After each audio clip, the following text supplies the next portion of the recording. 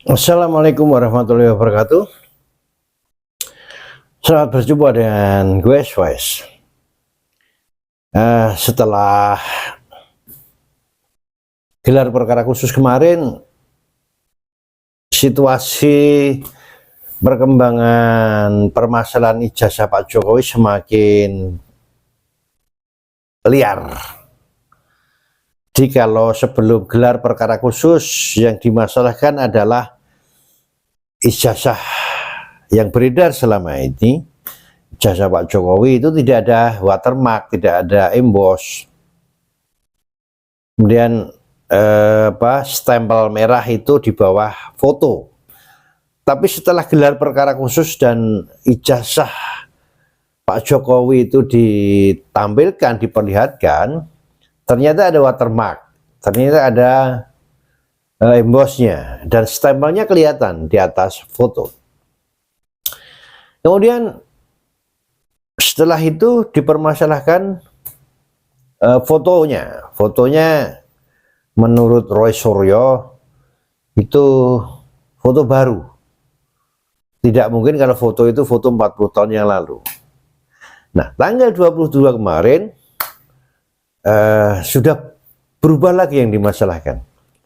Roy Suryo dan teman-teman selalu punya sesuatu yang bisa dipermasalahkan. Kita lihat statementnya Rismon. Oke, terima kasih rekan-rekan media. Ya, sebenarnya petunjuk kuat, ya, indikasi kuat yang kami terakhir ini kami paling ragukan adalah pada sidang KIP 17 November 2025 ya, di Komisi Informasi Pusat.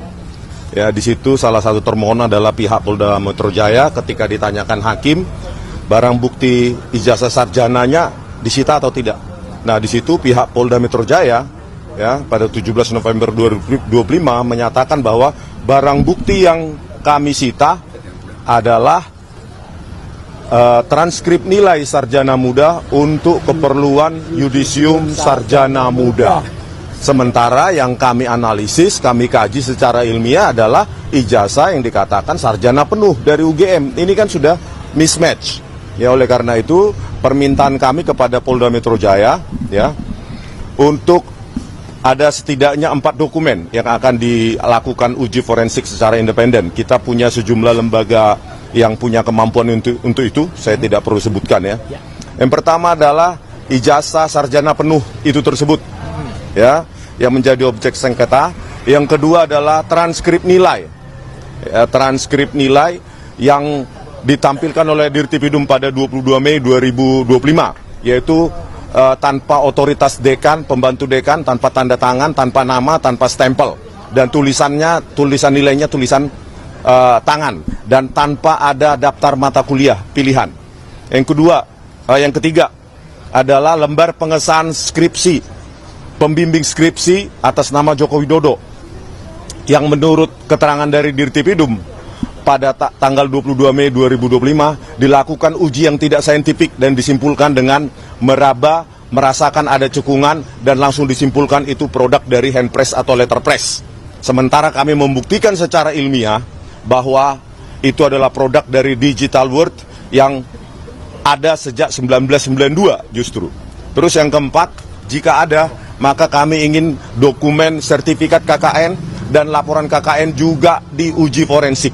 Jadi 4 dokumen tersebut itu menjadi pointer sangat penting untuk dilakukan analisa. Berikutnya tanggapan saya kepada penjelasan Div Humas yang membuat kami sakit hati ya. Hanya dengan menanyai 20 ahli, langsung disimpulkan buku JWP kami, Jokowi's White Paper, itu tidak ilmiah. Sekarang kepolisian sudah keluar dari arena permainan yang diatur undang-undang. Bagaimana mungkin ya sebuah institusi kepolisian itu melampaui tugasnya seolah-olah menjalankan tugas BRIN atau menjalankan tugas lembaga penelitian, menyimpulkan bahwa kami melanggar etik penelitian. Ya, bisa di search bahwa sejak tahun 2002, 2003, 2004 setelah saya lulus dari Magister Teknik Elektro UGM, saya sudah melakukan penelitian tentang citra digital atau citra diam, itu bisa kalian search di jurnal Teknik Teknologi Industri Universitas Atmajaya Yogyakarta, dan 2 jurnal lain di jurnal Teknik Informatika dan Teknik Elektro Universitas Kristen Petra Surabaya. 23 tahun yang lalu saya sudah menekuni bidang ini. Bagaimana mungkin hanya 20 ahli tersebut ditanyai langsung kita, itu bukan ahli. Memangnya ahli butuh syarat apa? Harus nomor induk? Peneliti itu tidak butuh apa ya? Biarkan pembaca yang menilai, itu hasil penelitian. Dan kalau ingin membantah, dulu dosen saya di Teknik Elektro UGM, ya, 2 orang, keduanya sudah almarhum, Profesor Dr. Profesor Dr. Adi Susanto MSc, lulusan UCLA Amerika, dan Profesor F. Susianto, keduanya almarhum. Mereka mengajarkan, kalau Anda tidak setuju dengan temuan atau tulisan atau peneliti orang lain, maka yang wajib Anda lakukan adalah buktikan dan tuliskan. Tuliskan, inilah peradaban bangsa kita, bukan dengan narasi. Begitu, terima kasih. Oke. Itu tadi video respon sudah kita lihat bersama. Ada beberapa kejanggalan. Yang pertama, Rismond tidak mempermasalahkan foto Jokowi, tidak mempermasalahkan watermark, emboss, dan lain-lain.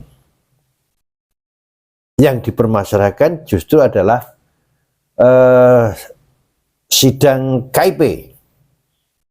Ya, sedang di persidangan KIP itu yang dimasalahkan. Satu. Yang kedua,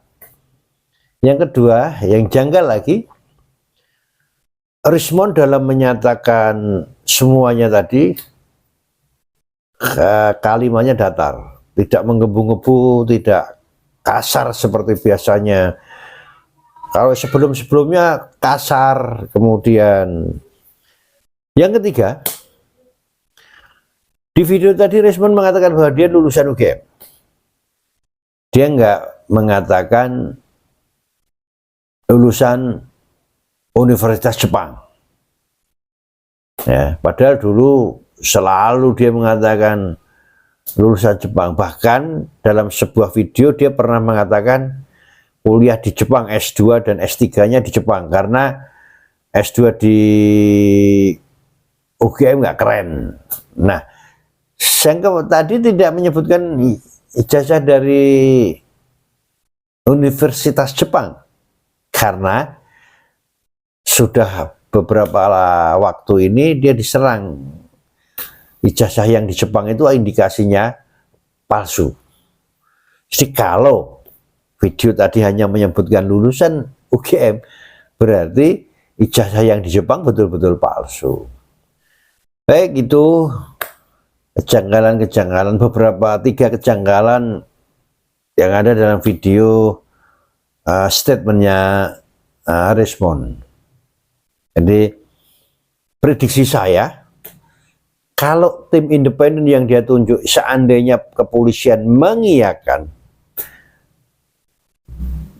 tim independen yang ditunjuk oleh Roy Suryo dan kawan-kawan itu didatangkan, kemudian diadakan uji forensik atau apa namanya, dan tim independen itu mengatakan itu ijazah Pak Jokowi itu asli pun, nanti setelah itu pasti tim Rismond dan kawan-kawan, Roy Suryo, Tiva, dan Rismond itu akan mencari cara lagi, mencari alasan lagi untuk menolak bahwa ijazahnya Pak Jokowi itu asli, atau dikatakan ijazah Pak Jokowi itu palsu.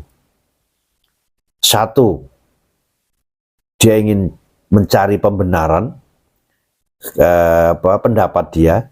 Yang kedua, dia ingin mengulur waktu biar kegaduhan ini berlanjut, ya, dan masyarakat biar menganggap betul-betul ijazah Pak Jokowi itu palsu.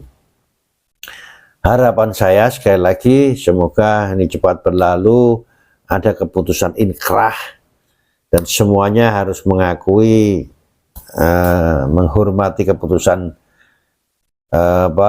hakim, sehingga kegaduhan di negara kita ini selesai dan semuanya berpikir maju ke depan untuk kesejahteraan masyarakat. Wassalam.